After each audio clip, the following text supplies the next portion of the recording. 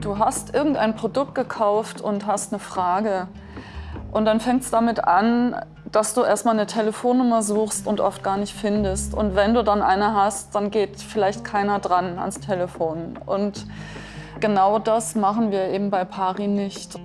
Service wird bei Pari großgeschrieben, also intern wie extern. Also für unser Service Center würde ich die Qualität an Service, die wir bieten, schon auf einer 9 bis 10 einschätzen, weil wir einen sehr großen Rahmen an Wissen weitergeben können. Wir haben Kollegen, die sind 10, 20, 23 Jahre schon im Team und da kann einfach sehr viel Wissen weitergegeben werden. Wir helfen uns alle gegenseitig und von dem her würde ich schon sagen, also da ist die Serviceleistung schon sehr groß bei uns im Team. Ist auch so, dass bei den Apotheken oft jemand vorm Tresen steht und gerade eine Frage hat und die tun nicht lang rum, sondern die zücken das Telefon und rufen das Service Center an, weil sie genau wissen, da geht in der Regel sofort jemand hin und sie kriegen eine kompetente Antwort.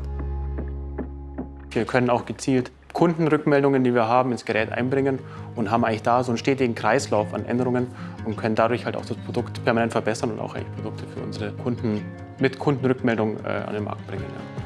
Und ich glaube, das ist auch was Pari auszeichnet, dass wir nicht nur ein Produkt auf den Markt schmeißen und dann schauen, wie die Patienten damit klarkommen, sondern dass wir auch über das eigentliche Produkt hinausdenken und unseren Kunden und unseren Partnern da auch noch Unterstützung anbieten. Also die Arbeit, wo wir machen, kriegen wir immer wieder Rückmeldungen von den Kunden, auch wieder Dankeschreiben oder mal Schokolade auch. Und dass sie sich einfach freuen, dass es überhaupt noch einen technischen Service gibt.